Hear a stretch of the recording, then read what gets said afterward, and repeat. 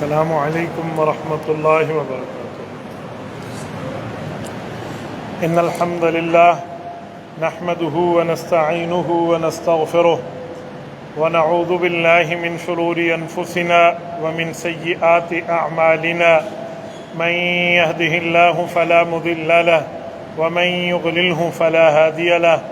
قال الله تبارک وتعالى في كلامه المجيد والفرقان الحميد: اعوذ باللہ من الشیطان الرجیم، بسم اللہ الرحمن الرحیم۔ لقد رضی اللہ عن المؤمنین اذ یبایعونک تحت الشجرہ۔ عن ابی درداء رضی اللہ تعالی عنہ قال وطلحة رضی اللہ تعالی عنہ قال قال رسول اللہ صلی اللہ علیہ وسلم: لكل نبی رفیق ورفیقی فی الجنة عثمان۔ رواہ الامام الہمام الترمذی فی جامعہ۔ صدق اللہ العظیم وبلغنا رسولہ النبی الامی الکریم، ونحن علی ذلک لمن الشاہدین والشاکرین، والحمد للہ رب العالمین۔ معزز دوستو، آج 14 جولائی 2023 جمعۃ المبارک کا عظیم دن ہے، اور ذوالحجہ کا مہینہ اپنا آخری جمعہ ہمیں دے کر رخصت ہو رہا ہے۔ ماہ ذوالحجہ سن 1444 ہجری ہے۔ اگر ہم تاریخ اسلام پہ نظر دوڑائیں تو 18 ذوالحج سن 35 ہجری کو حضرت عثمان ذو النورین رضی اللہ تعالیٰ عنہ کی شہادت ہے۔ میں اسی حوالے سے چند معروضات آپ کی خدمت میں پیش کر رہا ہوں۔ سب سے پہلی اور بنیادی بات، حضرت عثمان ذو النورین رضی اللہ تعالیٰ عنہ اسلام لانے میں تو 5ویں نمبر پہ ایمان لائے ہیں، اور جس دن حضرت ابوبکر صدیق رضی اللہ تعالیٰ نے کلمہ پڑھا ہے، اسی دن حضرت عثمان غنی نے کلمہ پڑھا ہے۔ بس فرق یہ ہے کہ دن کے پہلے وقت میں حضرت ابوبکر ایمان لائے ہیں، اور پھر حضرت ابوبکر کی دعوت دینے پر دن کے دوسرے وقت میں حضرت عثمان ایمان لائے۔ سیدنا عثمان ذو النورین رضی اللہ تعالیٰ عنہ وہ شخص ہیں جو ترتیب کے اعتبار سے تو امت میں تیسرے درجے پر ہیں، لیکن ایک مقام اور مرتبہ حضرت عثمان ذو النورین کا ایسا ہے کہ اس مرتبے میں پوری امت کے اندر حضرت عثمان کے ساتھ کوئی شریک نہیں، بلکہ پوری امت تو چھوٹی بات ہے، 1,24,000 کم و بیش انبیاء کی تمام امم میں کوئی امتی ان کے اس درجے میں ہمسر نہیں ہے۔ وہ مقام اور مرتبہ حضرت عثمان غنی کو پوری امت میں سب سے ممتاز کرتا ہے، اور وہ مرتبہ ہے کہ ایک شخصیت کو ایک نبی کی 2 بیٹیاں یکے بعد دیگرے بطور بیوی ملیں۔ حضرت آدم علیہ السلام سے لے کر حضرت عیسیٰ علیہ السلام تک کسی نبی کی کسی امتی کو یہ فضیلت نہیں جو حضرت عثمان ذو النورین رضی اللہ تعالیٰ عنہ حاصل کر رہے ہیں۔ میں سمجھانے کے لیے کہا کرتا ہوں کہ اگر میدان محشر میں کل قیامت کے دن رب کریم کی طرف سے یہ اعلان ہونا کہ جب پوری دنیا کی تمام انسانیت اس جگہ جمع ہو، جس میں انبیاء بھی ہوں، اولیاء بھی ہوں، اصحاب بھی ہوں، اہل بیت بھی ہوں، فقہاء بھی ہوں، علماء بھی ہوں، اتقیاء، اصفیاء، جتنے دنیا کے محدثین مفسرین ہوں، اور سارے نبیوں کی امتیں ہوں، اور وہاں یہ اعلان ہو کہ وہ شخص کھڑا ہو جس کو ایک نبی کی 2 بیٹیوں کا رشتہ ملا ہے، تو وہ اس دھرتی پہ سب سے اکیلا شخصیت حضرت عثمان ذو النورین۔ حضرت عثمان ذو النورین رضی اللہ تعالیٰ کے بارے میں آتا ہے، فرماتے ہیں جس دن سے میں نے رسول اللہ صلی اللہ علیہ وسلم کے ہاتھ میں ہاتھ دے کر بیعت اسلام کی ہے نا، اس دن سے میرا بائیں کندھے پر بیٹھا ہوا فرشتہ اس بات کو ترس گیا ہے کہ عثمان گناہ کرے تو میں لکھ لوں۔ کہتے ہیں میں نے اسے قلم نہیں اٹھانے دی۔ یہ جملہ کہنا بڑا آسان، اس پہ عمل کر کے دکھانا، یہ عثمان ذو النورین جیسے کا مقام ہے رضی اللہ عنہ، کہ صبح سے شام تک فرشتہ بیٹھے اور شام سے صبح تک بیٹھے، اور وہ بائیں کندھے پہ بیٹھا ہوا فرشتہ گناہ لکھنے کے لیے جو کاغذ لائے، جو سیاہی لائے، جو قلم لائے، وہ ویسے کہ ویسے ہی لے کر جائے۔ یہ نبیوں کا مقام ہوا کرتا ہے، لیکن اللہ تعالیٰ امت میں جس پر فضل فرما دے تو وہ حضرت عثمان ذو النورین رضی اللہ عنہ کا مقام اور مرتبہ موجود ہے۔ حضرت عثمان ذو النورین رضی اللہ تعالیٰ عنہ نبی پاک صلی اللہ علیہ وآلہ وسلم کے سفیر بننے کی خاصیت رکھتے ہیں۔ سفیر، ایمبیسیڈر۔ آج کل دنیا میں سفارت کی ترتیب پہ ایک ملک دوسرے ملک میں اپنا سفارت خانہ کھولتا ہے۔ سفارت خانے کا مطلب کیا ہے کہ اگر اس ملک کا ویزا آپ نے لینا ہے تو آپ اس ایمبیسیڈر کے تھرو لیں گے، اس کے دستخط ہوں گے، NOC یہاں سے ملے گی، تب جا کر آپ کو اس ملک کی انٹری پاس کی ترتیب بن پائے گی۔ اور یہ جو سفیر ہوتا ہے وہ کسی ملک میں ہو، وہ اپنے ملک کا نمائندہ کہلاتا ہے۔ حالت جنگ ہو یا حالت امن ہو، سفیر کو امن ہوتا ہے۔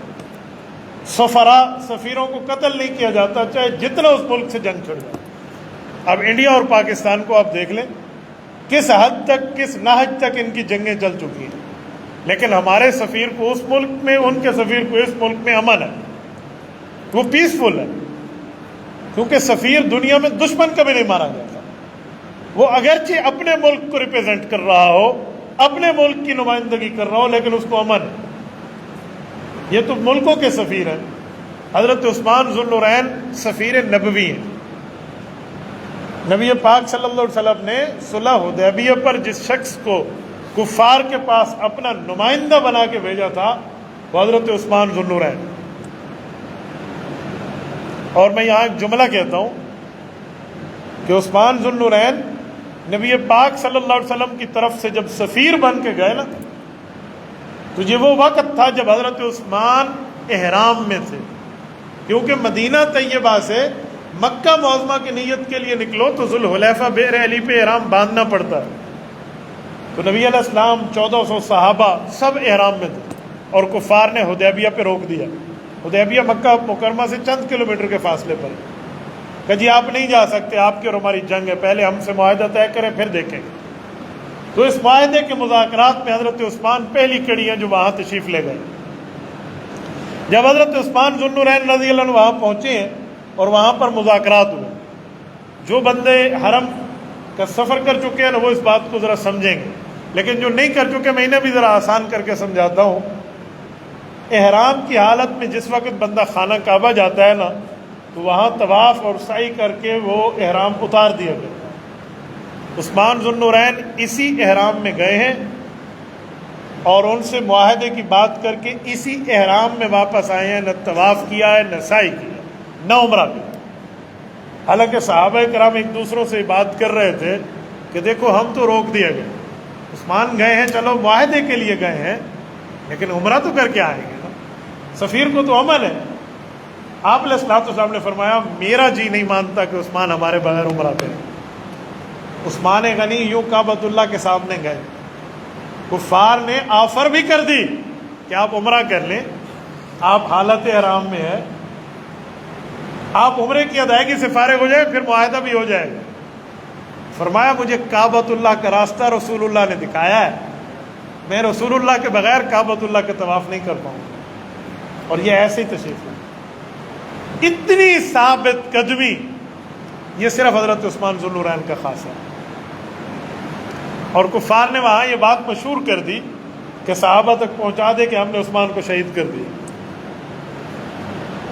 یہ ان لوگوں نے تو جھوٹ بولا تھا، لیکن نبی پاک صلی اللہ علیہ وسلم نے سنجیدگی پر فیصلے فرما دیے۔ وہ فیصلے کیا تھے کہ ہم اس وقت تک یہاں سے واپس نہیں جائیں گے جب تک خون عثمان کا بدلہ نہیں لیں۔ قصاص وَلَكُمْ فِي الْقِصَاصِ حَيَاةٌ يَا أُولِي الْأَلْبَابِ، قرآن کریم کہتا ہے یا ایھا الذین آمنوا کتب علیکم القصاص آپ پر لازم کر دیا تو قصاص تو لینا تھا. حضور پاک صلی اللہ علیہ وسلم وہاں رک گئے. 1400 صحابہ کرام سے نبی پاک صلی اللہ علیہ وسلم نے بیعت علی الجہاد لی ہے اس بات پہ کہ ہم حضرت عثمان کے خون کا بدلہ لیں. آپ اندازہ کر سکتے ہیں کہ حضرت عثمان کے بدلے کے لیے جن کی بیعت ہو رہی ہے ان میں ابو بکر بھی ہیں جو درجے میں حضرت عثمان سے افضل ہیں, ان میں حضرت عمر بھی ہیں جو رتبے میں حضرت عثمان سے فائق ہیں, باقی اجلہ صحابہ بھی ہیں, اور خود رسول اللہ صلی اللہ علیہ وسلم بھی ہاتھ اپنا رکھ کر اس معاملے میں شامل ہیں کہ ہم خون عثمان کا بدلہ لیں. اس سے بندہ اندازہ لگائے کہ حضرت عثمان کے خون کی ویلیو کتنی ہے, جہاں 1400 صحابہ کرام کو شہادت کے لیے نبی پاک نے بیعت لے لی تھی. سیدنا معاویہ رضی اللہ عنہ اور سیدنا علی المرتضیٰ رضی اللہ عنہ میں جب خون عثمان پر بحث چھڑی تھی تو حضرت معاویہ رضی اللہ عنہ کی دلیلوں میں ایک دلیل یہ بھی تھی کہ اے علی المرتضیٰ رضی اللہ عنہ, آپ تو اس جیت کی چشمدید گواہ ہیں, آپ آئی وٹنس ہیں, آپ نے آنکھوں سے دیکھا ہے کہ عثمان ذو النورین کا خون اتنا مقدس ہے کہ رسول پاک صلی اللہ علیہ وسلم نے آپ سمیت 1400 صحابہ کرام سے اس کے لیے بیعت لے لی تھی. تو حضرت عثمان ذو النورین کے لیے صحابہ نے بیعت کر لی. اچھا, جب بیعت ہوئی ہے اس پر بھی ایک بات سوچنے کی ہے کہ آپ علیہ السلام کے ہاتھ پر صحابہ کرام دھڑا دھڑ ہاتھ رکھ رہے ہیں, تو حضور پاک علیہ السلام کی طرف ہاتھ پر تو بیعت ہو رہی ہے, مختلف ٹولیاں آتی بیعت کر کے چلے جاتے, پھر باقی آتے, یوں چل رہا ہے. اس دوران جب آخری بیعت ہو رہی ہے تو نبی علیہ السلام نے دوسرا ہاتھ بھی رکھا اور فرمایا یہ دوسرا ہاتھ میرا نہ سمجھنا, یہ عثمان کی طرف سے بیعت ہو رہی ہے. نیکسٹ لفظ کہتا ہوں, ذرا اس پہ غور کرنا. نبی علیہ السلام اس بٹن کو مثال فرمائیں کہ یہ بٹن فلاں بندے کا بٹن سمجھ لو, تو یہ بٹن تو جسم سے جدا ہو سکتا ہے, اس کی عظمت اپنی جگہ, لیکن یہ ہاتھ تو نبوت کا حصہ ہے, یہ ہاتھ تو حضور پاک صلی اللہ علیہ وسلم کے جسم کا عضو ہے. اپنے ہاتھ کو عثمان کا ہاتھ قرار دینا یہ بھی حضرت عثمان کی خصوصیت ہے. قاتلین سے حضرت عثمان نے یہی جملہ فرمایا تھا نا, کوئی ظالمو تم میرے خون کے پیاسے ہو, مجھے بتائیں صحابہ اور اہل بیت میں کیا یہ شرف کسی کو ملا ہے جو نبوت نے مجھے دیا ہے کہ میرا ہاتھ یہ اس وقت میری طرف سے نہیں عثمان کی طرف سے بیعت کر رہا ہوں. یہ حضرت عثمان ذو النورین کا اعزاز. اچھا, سورۃ الفتح اٹھائے نا, 26واں پارہ. اللہ کریم نے اس موقع پر جو لفظ نازل فرمایا ہے نا قرآن کریم کا, وہ لفظ بڑا سمجھنے کے قابل ہے. فرمایا انما یبایعونک انما یبایعون اللہ. نبی علیہ السلام یہ آپ کے ہاتھ پہ بیعت کر رہے ہیں, دراصل اللہ کے ساتھ بیعت کر رہے ہیں. فرمایا یہ ہاتھ رسول اللہ کا اور بیعت اللہ کی ہے. وَيَدُ اللَّهِ فَوْقَ أَيْدِيهِمْ, اگر سمجھنا چاہو تو یوں سمجھو کہ اللہ کا ہاتھ بھی ان کے ہاتھ کے اوپر ہے. اسی بنیاد پہ کہا جا سکتا ہے کہ خون عثمان کا بدلہ وہ مقدس فریضہ تھا کہ اس جماعت صحابہ کا ایک ہاتھ مصطفیٰ کے ہاتھ میں اور ایک ہاتھ خدا کے ہاتھ, کہ حضرت عثمان کے لیے بیٹھے. لیکن جب یہ بات ان تک جوابی پہنچی نا تو کفار سوچنے لگے بھئی ہم نے تو یہ بات بطور افواہ اڑائی تھی, ایک فیک نیوز تھی, جھوٹی خبر تھی, اس پر اتنی سختی, بالفرض اگر یہ سچی ہوتی تو یہ لوگ تو ہمیں کھا جاتے. تو انہوں نے حضرت عثمان کو چھوڑ دیا. یہ کچھ وقت کے لیے انہوں نے رکھا. حضرت عثمان ذو النورین رضی اللہ واپس تشریف لائے تھے. اسی پر میں عقیدہ حیات النبی کے حوالے سے ایک جملہ کہتا ہوں سمجھانے کے. بس اللہ پاک اگر دل کے پردے کھلے رکھے نا, شرح صدر, تو پھر بندے کو مشکل سے مشکل مسئلہ بھی سمجھ آ جایا کرتا ہے. وہ نور ایمان کی طاقت ہوتی. لیکن جب ایمانوں کو زنگ لگ جاتا ہے اور گمراہی کے گڑھے میں بندہ جا پہنچتا ہے, پھر 2 اور 2 4 کی طرح واضح بات بھی سمجھ نہیں آتی. اعتراض کرنے والے اس موقع پر بھی ایک اعتراض کر گئے, کہنے لگے حضرت عثمان ذو النورین کے لیے رسول اللہ صلی اللہ علیہ وسلم بیعت لی تو اس کا مطلب یہ ہے کہ حضرت عثمان ذو النورین اگر درود پاک وہاں پڑھ رہے تھے تو وہ رسول اللہ تک پیش نہیں ہو رہا تھا.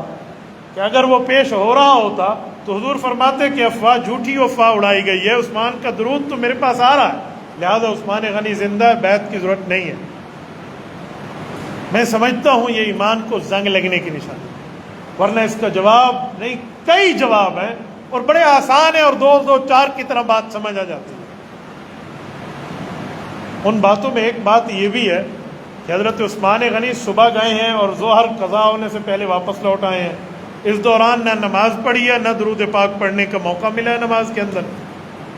ایک جواب یہ بھی ہے کہ بالفرض والمحال اگر وہاں نماز پڑھنے کا موقع بھی آیا اور درود پاک بھی پڑھا تو رسول اللہ صلی اللہ علیہ وسلم پر پیش ہو رہا تھا۔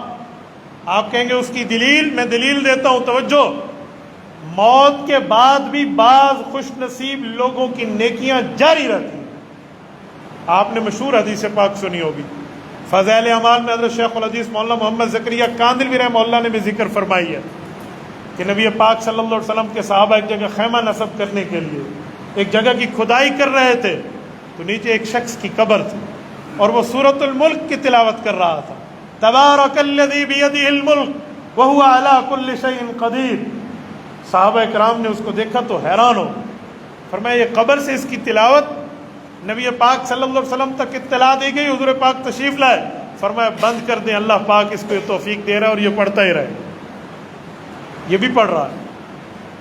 تو عثمان غنی کا درود وفات کے بعد بھی اگر پڑھنے والا ہوتا تو تب بھی نبوت اور رسالت پر پیش ہو رہا ہوتا، لیکن غیب کی چابیاں تو اللہ کے پاس ہے نا، تو نبی پاک صلی اللہ علیہ وسلم یہ کیسے فرماتے کہ عثمان کا یہ درود اس کی وفات شہادت سے پہلے والا ہے یا بعد والا ہے؟ درود تو پیش ہو رہا ہے، موت کی خبر تو اللہ کے ہاتھ میں ہے۔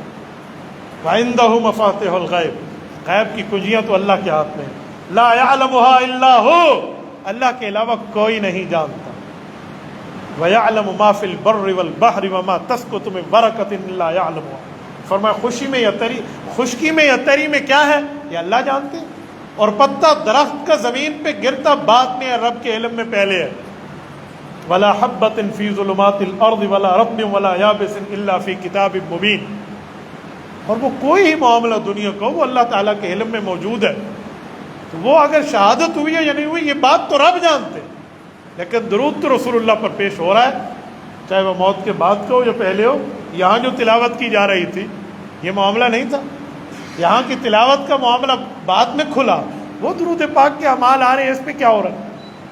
اور میں اگلا جملہ کہتا ہوں، ہو سکتا ہے کہ نبوت تک اللہ تعالیٰ نے یہ اطلاع دے دی ہو کہ حضرت عثمان غنی کی شہادت جھوٹی ہے، جھوٹی خبر ان نے اڑا دی ہے، شہید نہیں ہوئے وہ، تو نبی پاک صلی اللہ علیہ وسلم کے صحابہ کا امتحان لیا جا رہا ہے کہ یہ عثمان ذو النورین کے لیے آگے نکلتے ہیں یا نہیں نکلتے۔ اور یہ بات بھی صرف جواب کی حد تک نہیں ہے، اس پر بھی ایک حدیث پاک کا اشارہ موجود ہے جو ابھی میں گفتگو میں دے چکا ہوں۔ میں نے کہا نبی پاک کے ایک ہاتھ پہ صحابہ بیعت کر رہے تھے، حضور پاک نے دوسرا ہاتھ رکھا اور کیا فرمایا، کس کی طرف سے ہے؟ حضرت عثمان کی طرف سے ہے۔ شہداء کی طرف سے بیعت ہوتی ہے تو حضور شہداء بدر کی طرف سے بیعت کرتے، شہداء احد کی طرف سے بیعت کرتے، شہداء خندق کی طرف سے بیعت کرتے کہ ان شہیدوں کی طرف سے ہے، صرف حضرت عثمان کا کیوں کیا؟ یہ اشارہ دیا کہ عثمان ذو النورین کا معاملہ کچھ اور ہے، یہ تو امتحان لیا جا رہا ہے کہ اپنے بھائی کے لیے آگے نکل رہے ہیں یا نہیں، تو صحابہ تو اس امتحان میں کامیاب ہوئے اور سب نے اپنی جانوں کو پیش کر دیا۔ تو یہ سمجھنا مشکل نہیں ہے، شرط نور ایمان ہو۔ امام الاولیاء حضرت مولانا احمد علی لاہوری رحمہ اللہ، اللہ ان کی قبر پہ کروڑوں اربوں رحمت نازل فرمائے، عقیدہ حیات النبی کے کسی منکر سے ملاقات ہوتی اور وہ حضرت کو اپنے جلسے پہ دعوت دیتا تو حضرت فرماتے بابا دو چیزیں ہیں، دین سمجھ آتا ہے یا عقیدت سے یا بصیرت سے؟ فرماتے ہیں عقیدت تمہیں ہے نہیں اور انکار کر کے بصیرت تم نے کھو دی ہے، لہذا آپ سمجھانا تو مشکل۔ مسلمانوں اپنے ایمان کی بندے کو خیر منانی چاہیے۔ تو عثمان ذو النورین رضی اللہ عنہ وہ شخص ہے جس کو یہ فضیلت ملی، اور حضرت عثمان ذو النورین جب شہید ہوتے سن 35 ہجری ہے، 18 ذو الحج ہے، صحابہ کی اکثریت میجارٹی مدینہ طیبہ کی حج کے لیے جا چکے ہیں، 18 مسلمان موجود ہیں۔ کہتے ہیں حضرت عثمان غنی کے جنازے میں 2 درجن بھی افراد نہیں تھے، تو بابا اسی لیے نہیں تھے وہ مرد ہی کل اتنے موجود تھے مدینہ میں، باقی تو سارے حج پہ تھے، تو جتنے تھے انہوں نے جنازہ پڑھا ہے۔ حضرت عثمان ذو النورین کی قبر آج بھی جنت البقیع کے بالکل درمیانی حصے میں موجود ہے وہاں پر۔ تو رب کریم تو اس قبر پہ کروڑوں اربوں رحمتیں نازل فرمائے۔ مسئلہ یہ تھا کہ حضرت عثمان ذو النورین رضی اللہ تعالیٰ عنہ کو جب شہید کیا گیا تو حضرت عثمان نے ایک جملہ فرمایا تھا کہ لوگو میرے خون سے ہاتھ نہ رنگنا، ورنہ بہت مشکل ہے کہ یہ تلوار دوبارہ نیام میں آئے، یہ تلوار چلتی رہے۔ اور واقعی ایسا ہوا، یہ تلواریں چلی ہیں اور چلتی ہوئی آ رہی ہیں۔ تو رب لعنت کرے قاتلین عثمان پہ جنہوں نے امت میں فتنے کی بنیاد رکھی۔ ابھی محرم الحرام آ رہا ہے، میں انشاءاللہ حضرت عمر اور حضرت حسین رضی اللہ عنہ پہ گفتگو کروں گا۔ ایک جملہ محرم الحرام میں بڑا مشہور و معروف بولا جاتا ہے کہ ابھی اسلام کو، نبی پاک کو دنیا سے رخصت ہوئے 60 سال ہی نہیں ہوئے تھے کہ حضور پاک کے نواسے کو ظالموں نے شہید کر دیا۔ میں سمجھتا ہوں بالکل ٹھیک جملہ ہے کہ ظلم کے پہاڑ توڑے گئے ہیں، اس جیسی مثال نہیں ملتی، لیکن اس ظلم کو شروع تو حضرت عمر فاروق رضی اللہ عنہ کی ذات سے کیا گیا ہے۔ حضرت عمر جب شہید ہوئے ہیں وہ سن 24 ہجری کا پہلا دن ہے جب حضرت عمر رضی اللہ عنہ کو یکم محرم کا شہید کہا جاتا ہے۔ 60 سال تو بہت لمبا جملہ ہے، ابھی تو رسول اللہ کی ہجرت کو 24 سال ہی پورے نہیں ہوئے تھے کہ ایرانی ظالموں نے حضرت عمر فاروق پر وار کیا تھا۔ ابتدا تو یہاں سے ہے جو مصلی رسول کا حیا نہیں کیا گیا، وہ مصلی جس پر سجدے نبوت کے لگے، جس سجدے میں پسینے نبی پاک صلی اللہ علیہ وسلم کے جس محراب پہ گرے، جس جگہ کو وہ مسجد نبوی کی جگہ شامل ہے جہاں جبرائیل امین فرشتوں کا سردار نبوت کا خادم بن کے اترا کرتا تھا، اس مصلی کا اس ایرانی مجوسی ابو لولو فیروز لعنت اللہ علیہ نے پاس نہیں رکھا، حیا نہیں کیا۔ اسلام میں خون ریزی کی بنیاد تو اس نے رکھی ہے اور پھر چلتا چلتا آج تک چلا۔ شہادت کی بات کریں تو پوری کرنی چاہیے۔ سن 60 ہجری حضرت امام حسین رضی اللہ عنہ کے لیے، لیکن وہ بہت بعد میں 24 ہجری اس سے پہلے ہے حضرت عمر، 35 ہجری اس سے پہلے ہے حضرت عثمان، 40 ہجری اس سے پہلے ہے حضرت علی المرتضی رضی اللہ تعالیٰ عنہ، اور سن 160 ہجری اس سے پہلے ہے حضرت عمرو بن عاص، حضرت معاویہ بن ابی سفیان رضی اللہ عنہ۔ حضرت معاویہ پہ بھی تو حملہ ہوا تھا، اسی رات حملہ ہوا جس رات حضرت علی پر ہوا ہے۔ حضرت علی المرتضی کی شہادت ہو جاتی ہے، حضرت معاویہ اس حملے میں زخمی ہو جاتے ہیں، رب العزت نے انہیں زندگی دی، ورنہ وار کرنے والا تو ایک ہی تھا جس نے 4 ماہ پہلے بیٹھ کے طے کیا کہ فلاں مہینے کی فلاں تاریخ کو آپ نے علی المرتضی پہ، آپ نے معاویہ بن ابی سفیان پہ، آپ نے عمرو بن عاص رضی اللہ عنہ پیغمبر کے 3 صحابوں پہ حملہ کرنا ہے، اور وہ اسی رات ہوا ہے، ایک ہی وقت میں ہوا ہے۔ تو اس سے بات کھل کے اور نکھر کے سامنے آ جاتی ہے کہ عثمان ذو النورین کے اگر قاتل کا نام خالد بن ملجم ہے تو علی المرتضی کے قاتل کا نام عبد الرحمن بن ملجم ہے۔ یہ ملجم کے دونوں بیٹوں نے نبوت کے دامادوں کو شہید کیا ہے، تو قاتل ایک ہی گھر سے برآمد ہو رہا ہے۔ سیدنا عثمان ذو النورین 18 ذو الحج کی شہادت، اور میں اس پر کتنے عرصے سے کہتا ہوا آ رہا ہوں، اگرچہ اب 18 ذو الحج گزر چکا ہے، لیکن میں پھر بھی کہنا اپنا فریضہ من سے بھی سمجھتا ہوں۔ میں اپنی اہل سنت کی بات کرتا ہوں، باقی جانے ان کا اللہ جانے، ان کی آخرت جانے، ان کی قبر جانے۔ ہمیں تو کچھ شرم کی گولیاں کھا کر اس دن عید غدیر کو پروموٹ نہیں کرنا چاہیے۔ ہم تو عثمان ذو النورین کے قدموں کی خاک کو بھی اپنی آنکھ کا سرما سمجھتے ہیں۔ ہمیں تو عثمان ذو النورین رضی اللہ تعالیٰ عنہ سے محبت ہے، اور اس محبت پہ ہم آخرت کی بخشش کی امید رکھتے ہیں۔ میں اس دن کسی غیر کے دیکھا دیکھی میں عید غدیر منا لوں، میں اس دن کسی عام بندے کے کہنے پہ عید غدیر کی بات کر لوں؟ میں مدینہ طیبہ میں تھا اس 18 ذو الحج کو، حضرت عثمان غنی کی شہادت کے دن کو۔ ہم اس دن جنت البقیع میں فاتحہ پڑھ رہے تھے، وہاں سے نکلے تو ایک دوست نے کہا کہ فون پہ پاکستان میں، ہاں میری طرف سے اسے عید غدیر کا فلاں فلاں، پتہ نہیں کوئی کیک ویک تھا یا کوئی مٹھائی تھی۔ تو ساتھیوں سے دیکھنے لگے، مجھے کہا حضرت آپ نے سنا؟ میں نے کہا جی میں نے نہیں سنا۔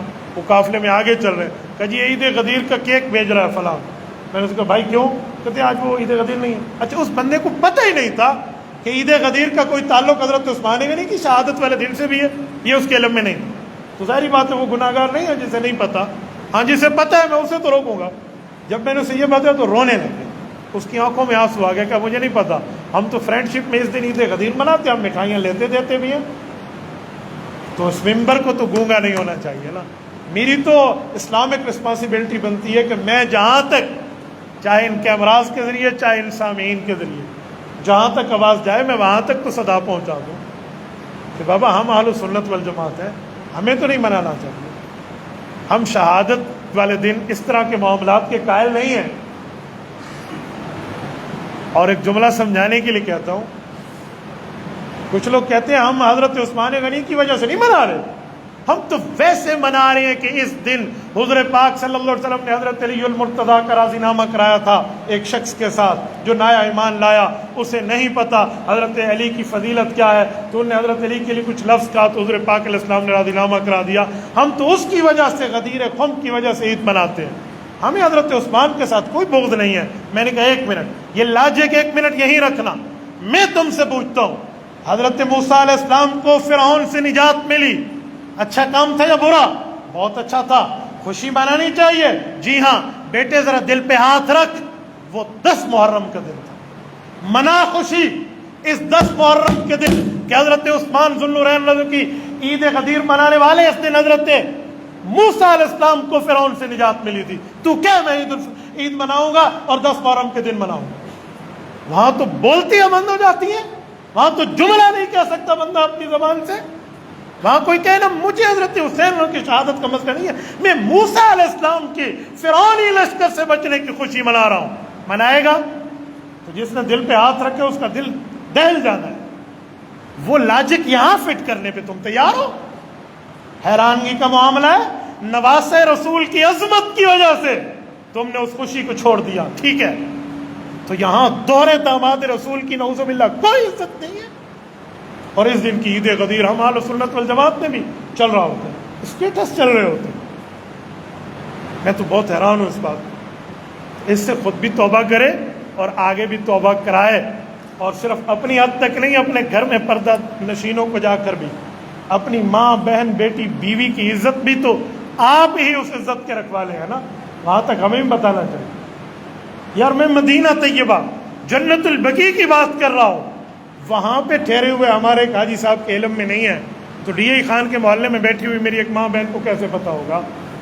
تو پھر یہ ہماری ذمہ داری ہے کہ ہمیں پہنچانا چاہیے، کریں گے انشاءاللہ سارے احباب، یہ دینی ذمہ داری ہے ہمیں پہنچانا چاہیے، کریں گے نا انشاءاللہ۔ جزاکم اللہ تعالی، اقول قولی ھذا واستغفر اللہ وآخر دعوانا ان الحمد للہ رب العالمین۔